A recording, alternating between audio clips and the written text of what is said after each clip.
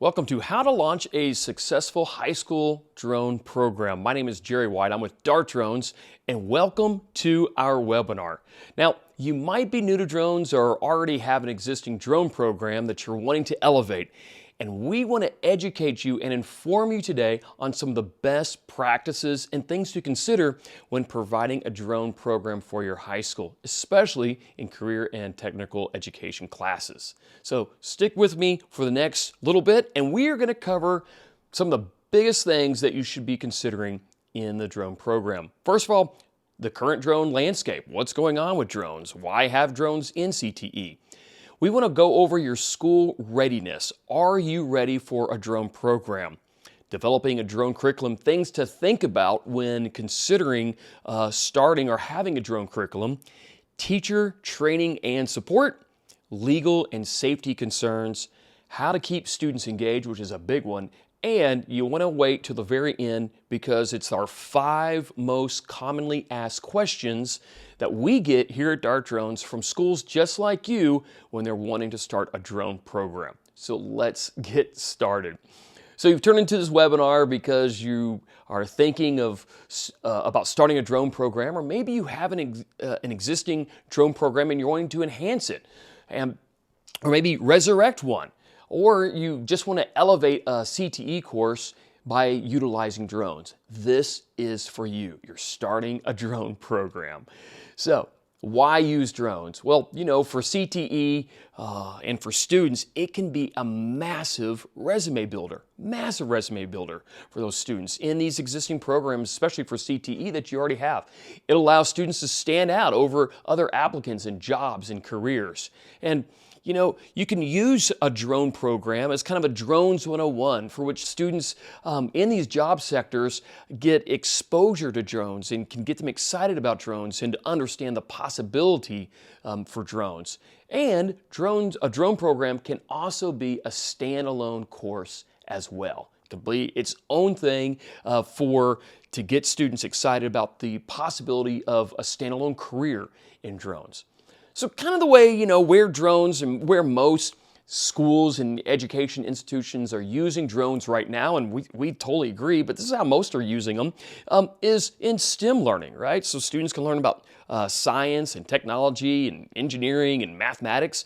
It also can prepare students for careers, and students can learn about the drone industry and develop skills in really high demand career areas and get and achieve their Part 107 drone license so they can go out into the job force.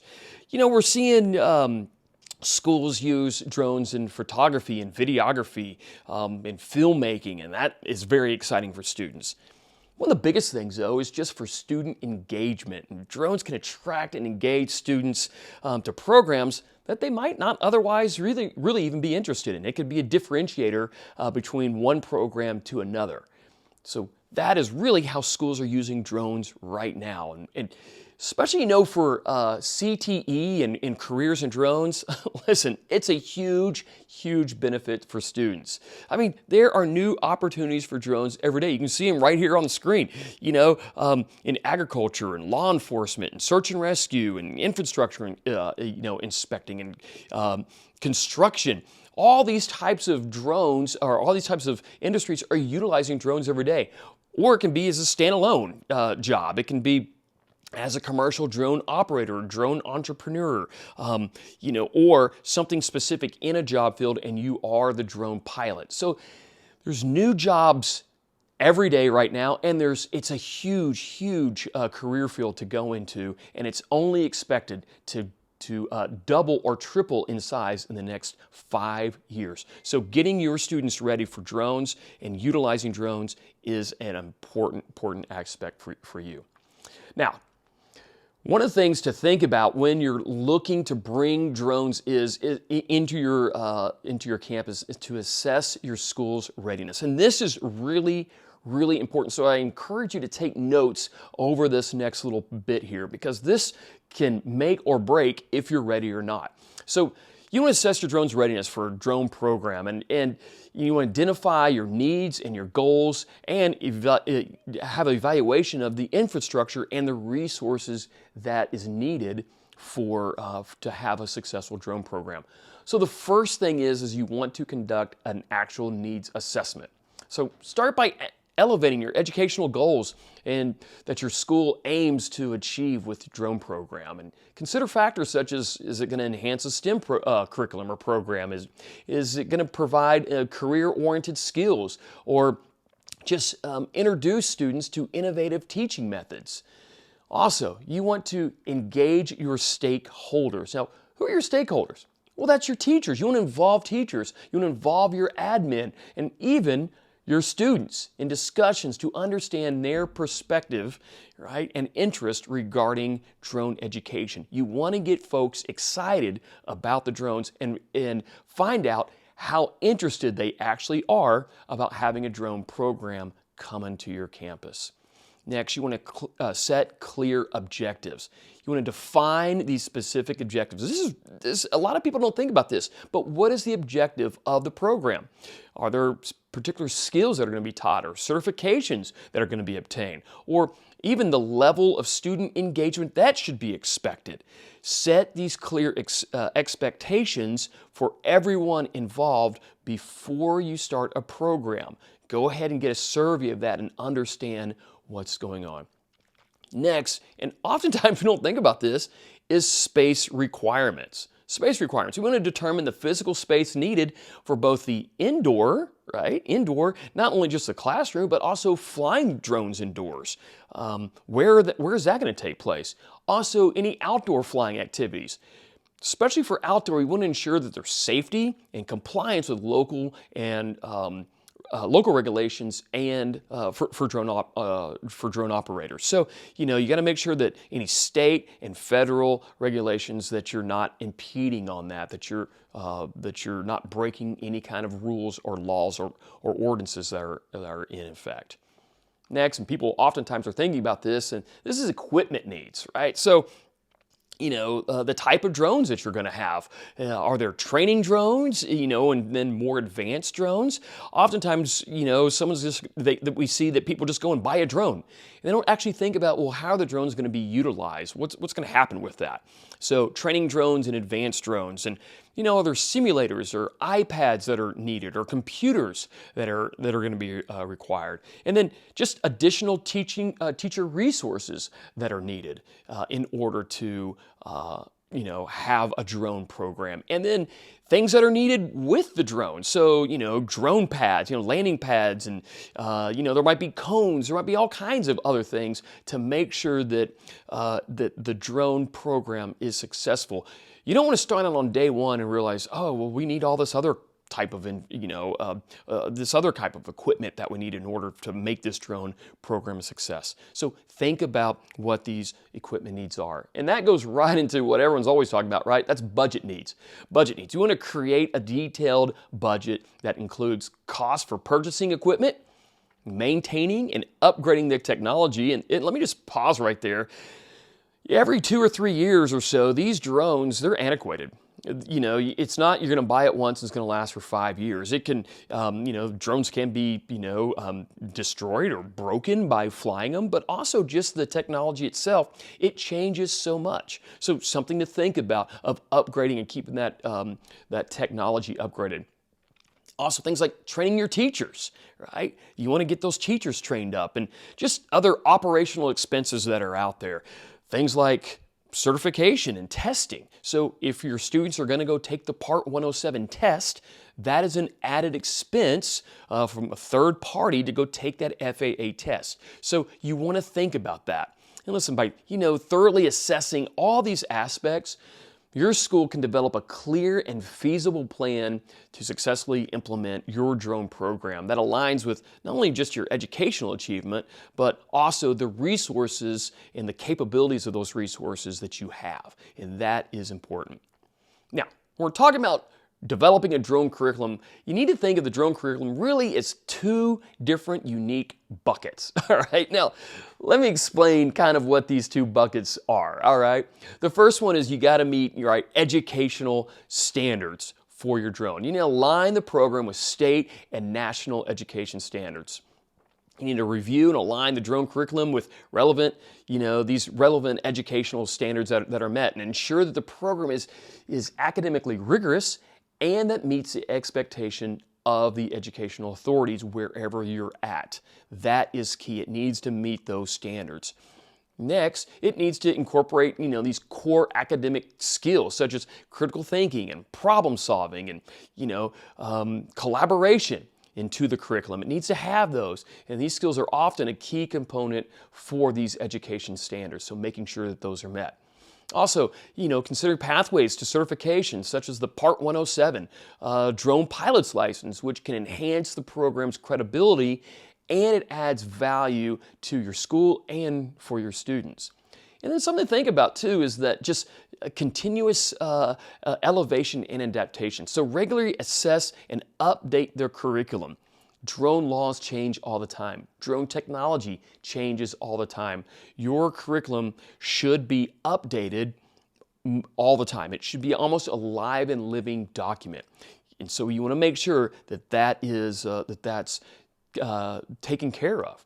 And this might involve, seeking feedback from educators in your field, industry professionals, and even your students. In getting that feedback and adaptation, you need to adapt your curriculum sometimes for your students, because students in one part of the country or one social economic group might need to be trained a little bit different or might have different wants and needs than other ones. And so getting that feedback is paramount. Next is what everyone thinks about, right, for flying, and that's the hands-on learning, right? What we say is, you need to emphasize practical, hands-on learning with the drones. It needs to be practical, not just having fun, all right? Now, this can include flight training or programming missions and analyzing the data that's collected by the drones. Something to think about too is a progressive skill development. Where are your students at? Design the curriculum to progressively build these skills. You want to start from basic drone operations and then move into more advanced concepts like autonomous flying or data analysis and maybe even maintenance on the drones. Also, real-world applications and incorporating these real-world scenarios and applications into your drones, such as, agriculture or surveying or cinematography or emergency response, search and rescue, that sort of thing. That really provides students with a context for their learning. And that is a lot of times the why are we learning this? And gets them excited. It gets them ready for the careers that are out there for the drones that they can utilize the drones in. And next, we want to think about safety and legal aspects of the drone. You should have an SOP, right, to ensure that your curriculum, that the way that you run your drone program is not only with the keep safety in mind, but also ensures that legalities are kept in mind as well. All right, so we want to make sure that that is important for the hands-on flying. And we suggest having standard operating procedures and having that actually in writing, letting students learn and understand what those SOPs are as part of your overall curriculum. Now, we can't stress this enough. We cannot stress this enough, but having qualified and competent teachers and educators is critical for a successful program. And what we find is too many times we hear that maybe an admin is excited to start a drone program and they're ready and they start one, but the teachers are timid and kind of unsure of what they're doing, and they're not adequately trained, and they're not buying into it. They don't understand what's going on. They're thrust with a drone and to teach drone. Or sometimes it's reverse. It's a teacher who's a drone enthusiast and is spearheading the program, but maybe is not completely qualified to teach, especially the details of the aviation, the Part 107, to the students. And we see that often. In fact, we've actually consulted with many schools where a drone enthusiast teacher is actually teaching the wrong things, and they're setting a bad precedence. So part of your due diligence of launching a drone program or even resurrecting a failed or stalled program is to provide professional development for your educators. We want to provide that professional development. Now, this not only gives them the confidence to facilitate the course, but it also ensures that the entire course is being taught the same way across multiple campuses, multiple classrooms, across multiple teachers. This is ideal. You don't want one teacher teaching one way, another teacher teaching another way. And oftentimes we find that this is the case in schools. Bad way to start. Something else to think about here is navigating the legal and the safety concerns with your drone. So regulatory compliance, right? You need to know the rules, right? You have to know the rules. And actually, as an educator, there's different rules and there's different ways that you can utilize the drones that's best for your campus and for your organization. So I don't know if you know this, but drones that are flown for educational purposes can be regulated under the exemption for limited recreational operations of unmanned aircraft. That's a mouthful, right? Or it can be, it can be regulated under the small unmanned aircraft system, or Part 107. So it really depends on how you want to utilize your drones and what you're doing. If it's Part 107, this is the primary regulation for flying drones that weigh less than 55 pounds. And, Part 107, it permits the drones to be flown for a lot of different reasons, including work or business or recreation and education, and for public missions as well. Now, why would you want to change this? Well, there's new rules and regulations in place now that require drones when they're flying to have a device on them or in them called remote ID. And it's a new part of the regulations. And these drones require this remote ID. Now, schools can be granted where their campuses become what's called a FAA recognized identification area, or a FRIA. Why would you need to know what a FRIA is? Well, these are locations where remote ID is not required, right? So educational institutions, trade schools, colleges, primary and secondary schools, right? You're all eligible to request to have an establishment of a FRIA at your campus. One of these recognized identification areas, or FAA recognized identification areas, so that you don't necessarily have to have remote ID. So that is important and something to think about. And finally, we can't stress enough the importance of drone insurance. Oftentimes, this is something that's not even thought about by teachers and by admin when they're bringing a program in. This is critical when you're flying your drones, and it must be taken into consideration for each district. And we advise you to contact your district, find out what is required for your district and how to go about that. Obviously, we can help with that and give some guidance on there as well. Now, it's all about student engagement, right? Student engagement. Just because you have a drone program doesn't mean your students are going to get engaged, all right? So student engagement strategies. In fact, this is one of the biggest reasons why drone programs fail, is lack of student engagement. One thing is, get your students excited first. Get them excited first. How do we do that, right? Well, all kinds of things like real world missions and how to fly, and, competition-based learning drills, and, highlight career opportunities. You want to show and demonstrate exactly what these drones can do. All right. Show and educate and demonstrate the different careers that use drones, or bring people in who are using drones in their careers today.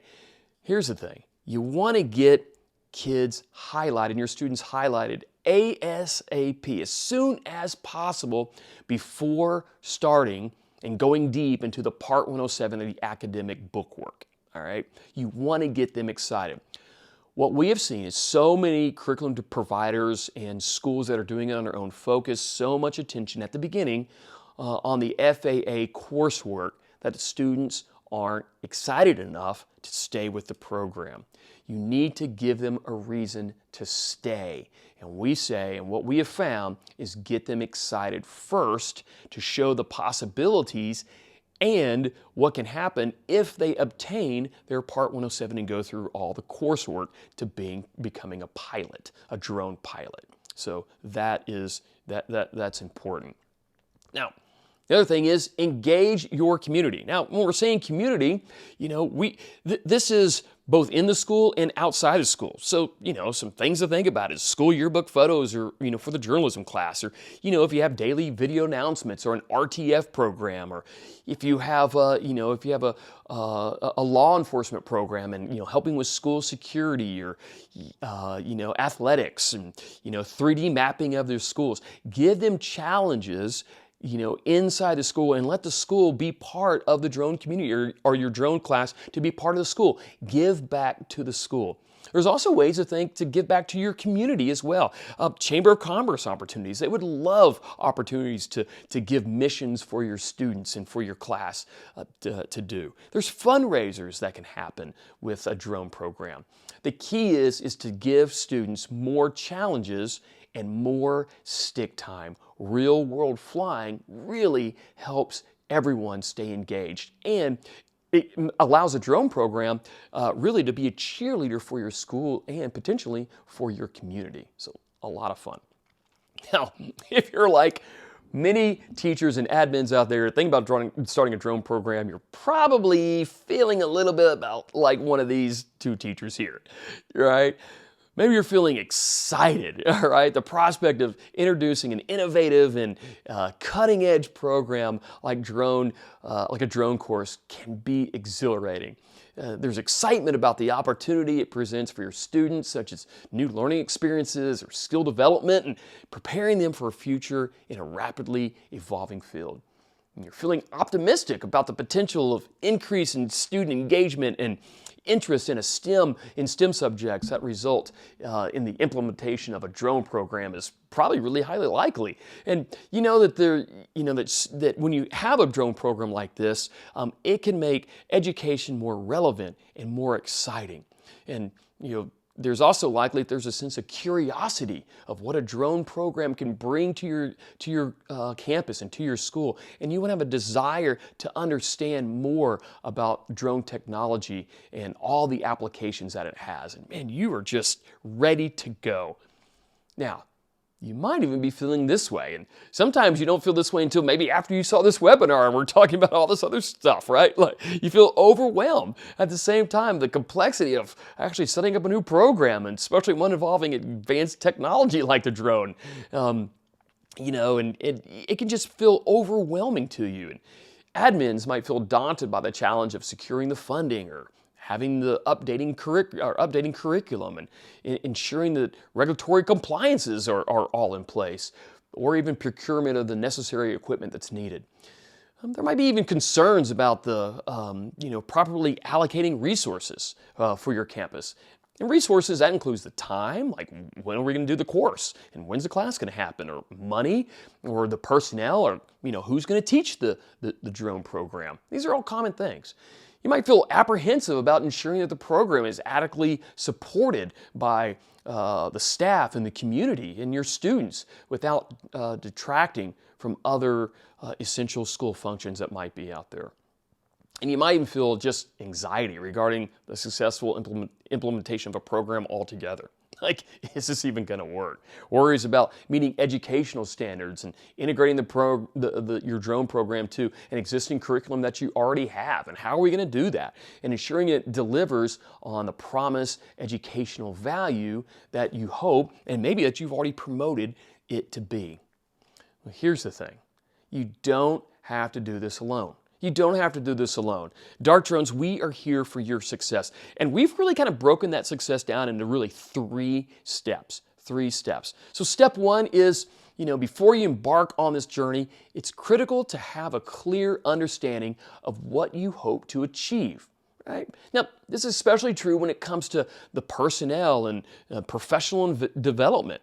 In order to make progress, you must first define your unique goals, your campus's unique goals, and what those goals and what your needs are. Not every campus is the same. So take some time to reflect on your campus and what your students are look like and what they're going to be interested in. Remember, understanding your unique needs and goals is the first step to a path of success. So understanding truly what that looks like. I can't stress this enough. Not every campus needs the same type of program. Different parts of the country want and need different things for their students, especially for CTE. Let's say that oil and gas is big in your area.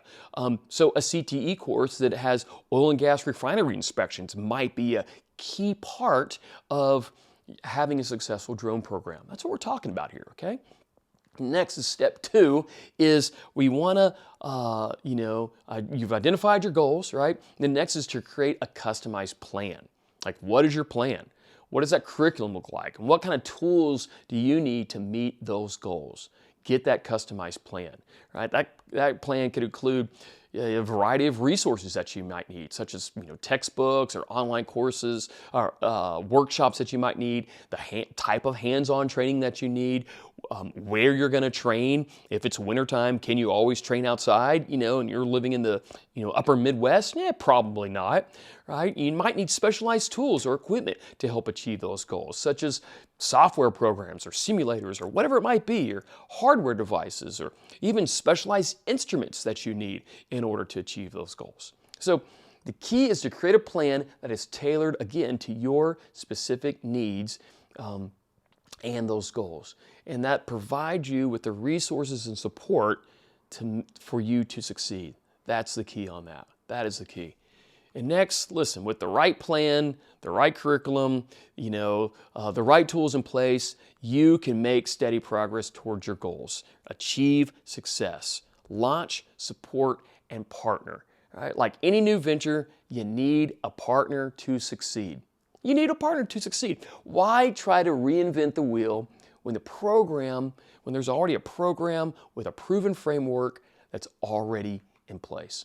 And listen, that's where we come in. We're DARTdrones. We're the leading nationwide drone training company and a pioneer of drone training in the United States. We've been educating and working with corporate and government entities and agencies, as well as independent entrepreneurs for over 10 years, training over 25,000 students to date and counting. Over 25,000 professional students to date and counting. Our students you can see here on the screen, NBC, IBM, Disney, the National Transportation Safety Board, NASA, Phillips 66. We have done them all. We are the number one nation provider of professional drone training. So what are we? Well, first of all, we're a curriculum developer. Right? We develop curriculum for our clients. We're also a consultant. We're a consultant. We've taken our real-world training, right, into your classroom, and we've taken that training that we provided all these, and we're bringing it into your classroom with a unique perspective that honestly no other curriculum provider can achieve. Why? Because we're doing it in the real world every day. And just like our largest and most demanding clients have needed to bring a drone program into their organization and get their pilots up and flying at a very high professional level, schools, honestly, you have a lot of the same requirements. You do. You're starting a drone program at your school right now. So how to start a drone program? What do we need? Do we need SOPs? And how do we get those SOPs, standing operating procedures? And, we need initial training for our teachers and for our admin and, for our cadre. So that initial training, and then you need ongoing training, both, in-house as you train yourselves and keep each other accountable, as well as from third parties, even from us, and advanced training, that sort of thing. You also need turnkey products. You need products that are ready to go today and that are adaptable for you, that are ready to go. But here's, the biggest difference that we found between governments and large corporations and schools in education. Governments and large organizations, they need their pilots trained quickly. They need to go. Time is money. They need to get them trained, get them ready to go, and go out and start flying. Schools, right? You need a little bit more in-depth knowledge. You need to take the time to dive deeper into certain subject areas. You need someone to help hold your hand a little bit more. You need more supplements and class material for yourselves and for your students.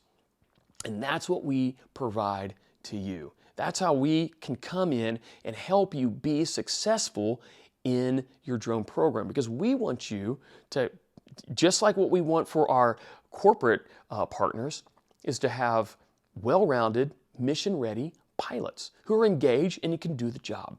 That's what we want for you, and that's what we know that you want for your students. So we promised you, right, the 5 biggest questions that we get all the time. So let's talk about that right now. So the first one is, what drone should we purchase? We get that question all the time here at DARTdrones. What drone should we purchase? This is what we say. We suggest starting with a small, lightweight, inexpensive drone. When we say start, we're saying start the class with that. Start the class with a small, lightweight, hobby-type drone. We're talking about a drone that can run into objects. It's not going to affect the drone. Has prop guards on it. Talking about a drone that's going to cost you less than $100. You know, and it can run into things. And it's not going to affect it. But you know, if for some reason it breaks or whatever happens, it's easily replaceable. And we also recommend that you get one of these drones for every 2 to 3 students. Why? Because we want hands-on flying. Remember, it's all about getting students flying. So when students are, you know how students are, when they're sitting around the classroom not doing anything, some trouble happens, right? That's when they start losing focus. So 2 to 3 of these drones, or excuse me, 1 drone for every 2 to 3 of these students. Now, we also say to purchase a more advanced drone for more professional applications. Not just having these small little lightweight drones, but more advanced drones.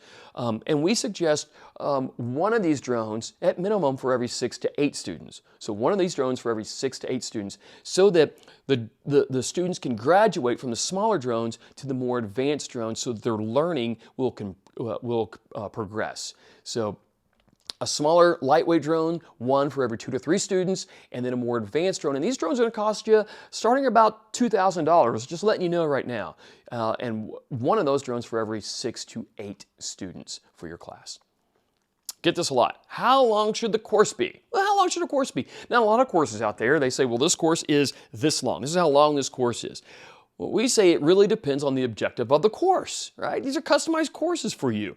It can be as little as a week, if it's part of a larger curriculum or part of another course that you already have. And we would call this like, kind of a drone primer course or a basic drones 101 course. Now, if it's a standalone course, we suggest that it lasts at least 1 semester.